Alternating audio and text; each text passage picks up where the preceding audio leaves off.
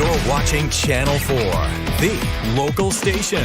Live with Joy Purdy, Tarek Minor, the Weather Authority forecast with Chief Meteorologist John Gahn, sports analysis with Mark Brunell, and breaking news with Sky 4.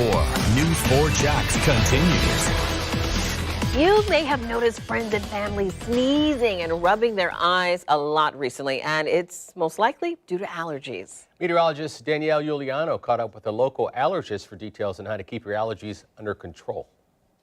Dr. Joshi is the president of Family Allergy and Asthma Consultants. He says this year's allergy season got a jump start. We started seeing issues with the pollen in early January, which is very unusual for us. We've experienced more days filled with sunshine than freezes this year, and our allergies are here to prove it. What's interesting is the humidity has been relatively low, so the wind blows like crazy, so the pollen is all over the area. With our temperature sitting slightly above average, plants have bloomed a little early this year, leaving millions of Americans itching, sneezing, and coughing. It's beautiful outside. You want to air out your house, but the pollen comes into the house too, and then it's kind of stuck there. There are a few things you can do to eliminate pollen in your day-to-day life, like showering before bed, washing your sheets weekly, and keeping your windows closed. But this doesn't mean you have to stay inside and throw away the key. So don't stay inside. I mean, you go outside, enjoy your life, do all the fun things, but then make sure you've got medications if you do have allergies, and also take those nighttime showers, clean stuff off of your skin and your hair, and you can still enjoy the beautiful weather. You don't have to be stuck inside the house.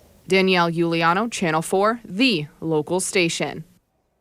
Allergy season typically goes through May, which means we're in for a long season of itching and sneezing, unfortunately. You can find more on the story on our website, news4jax.com.